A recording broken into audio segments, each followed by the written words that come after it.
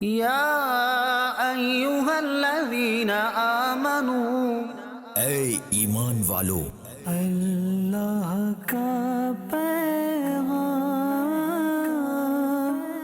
مومنوں کے نام۔ الحمدللہ رب العالمین والصلاة والسلام علی سید المرسلین، اما بعد فاعوذ باللہ من الشیطان الرجیم، بسم اللہ الرحمن الرحیم۔ الصلاة والسلام علیکہ یا رسول اللہ وعلی آلکہ واصحابکہ یا حبیب اللہ، الصلاة والسلام علیکہ یا نبی اللہ وعلی آلکہ واصحابکہ یا نور اللہ۔ میٹھے میٹھے اسلامی بھائیوں اور مدنی چینل کے ناظرین، سلسلہ ہے اللہ کا پیغام مومنوں کے نام۔ الحمدللہ اس سلسلے میں قرآن پاک کی ان خوبصورت آیتوں کو ہم سنتے بھی ہیں اور سمجھنے کی کوشش کرتے ہیں جس میں ہمارے رب عز و جل نے ہم سے براہ راست بات کی ہے۔ جی ہاں، اے ایمان والو کہہ کر۔ آج کون سی آیت ہے؟ آج انشاءاللہ پارہ ہے 9 سورہ الانفال، آیت نمبر 20 تا 21 تلاوت بھی سنیں گے اور اس کا ترجمہ بھی سنیں گے۔ آئیے پہلے تلاوت قرآن مجید۔ یا ایہا الذین آمنوا اطیعوا اللہ ورسولہ ولا تولوا عنہ وانتم تسمعون ولا تكونوا كالذين قالوا سمعنا وهم لا يسمعون۔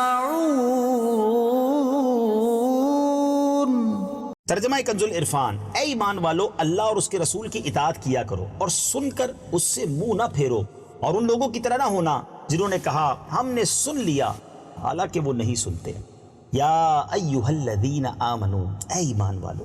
تفسیر صراط الجنان میں ہے، اس آیت سے مقصود سرکار دو عالم صلی اللہ تعالی علیہ وسلم کی اطاعت کرنے کا حکم دینا اور ان کی نافرمانی سے منع کرنا ہے، جبکہ اللہ تعالیٰ کی اطاعت کا ذکر اس بات پر متنبع کرنے کے لیے ہے کہ رسول خدا صلی اللہ تعالی علیہ وسلم کی اطاعت اللہ ہی کی اطاعت ہے، جیسا کہ ایک مقام پر صراحت کے ساتھ ارشاد فرمایا، من یطع الرسول فقط اطاع اللہ۔ ترجمہ، جس نے رسول کا حکم مانا بے شک اس نے اللہ کا حکم مانا۔ ولا تکونوا کالذین، اور ان لوگوں کی طرح نہ ہونا۔ تفسیر صراط الجنان میں ہے، ارشاد فرمایا کہ ان لوگوں کی طرح نہ ہونا جنہوں نے کہا ہم نے سن لیا حالانکہ وہ نہیں سنتے، کیونکہ جو سن کر فائدہ نہ اٹھائے اور نصیحت حاصل نہ کرے اس کا سننا ہی نہیں ہے۔ یہ منافقین اور مشرکین کا حال ہے، مسلمانوں کو اس سے دور رہنے کا حکم دیا جا رہا ہے۔ میٹھے میٹھے اسلامی بھائیوں، تفسیر صراط الجنان کے مدنی پھول تو پورے ہوئے، اب آئیے کچھ فیضان تفسیر نعیمی سے بھی حاصل کرتے ہیں۔ ان آیتوں کے فائدے بڑے پیارے انداز میں مفتی صاحب نے لکھے۔ آپ لکھتے ہیں کہ ان آیت کریمہ سے چند فائدے حاصل ہوئے۔ نمبر 1، شریعت کے احکام صرف مسلمانوں پر جاری ہیں، کفار پر نہیں، اس لیے کافر مسلمان ہونے پر زمانہ کفر کی نمازیں اور روزے قضا نہیں کرتا، نہ اس زمانے کی زکوٰۃ دیتا ہے، کیونکہ قضا اس پر واجب ہوتی ہے جس پر ادا واجب ہو۔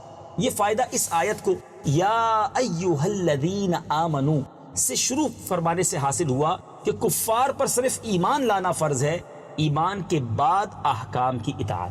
ایک اور بڑا پیارا فائدہ مفتی صاحب نے لکھا کہ مسلمان خواہ کتنے اونچے درجے کا ہو، ولی ہو، قطب ہو، غوث ہو، اس پر اللہ اور اس کے رسول کی اطاعت واجب ہے۔ کوئی مسلمان کسی درجے پر پہنچ کر بھی ان کی فرما برداری سے نہیں نکل سکتا۔ سبحان اللہ۔ اچھا، ایک اور فائدہ، حضور کی اطاعت اللہ کی اطاعت کی طرح بہرحال چاہے خواہ کیسا ہی حکم دین ہو بغیر چون و چرا مان لیا جائے، قرآن مجید کے موافق حکم دے یا اس کے خلاف۔ اللہ اکبر، ہے نا بات اہم، کیونکہ حضرت علی رضی اللہ تعالیٰ عنہ کو میرے آقا علیہ الصلوۃ والسلام نے بی بی فاطمہ کی موجودگی میں دوسرے نکاح سے منع فرما دیا۔ ان کے زمانے میں ان پر دوسرا نکاح حرام رہا، حالانکہ قرآن نے 4 بیویوں کی اجازت دی ہے، تو میرے آقا کی بات ہر حال میں مانی جائے گی۔ شاندار تفسیر ہم نے سنی ہے اور نبی پاک علیہ الصلوۃ والسلام کی اطاعت کا درس سنا ہے۔ ہمیں رب عز و جل پیارے آقا علیہ الصلوۃ والسلام کی سچی اطاعت کرنے کی توفیق عطا فرمائے۔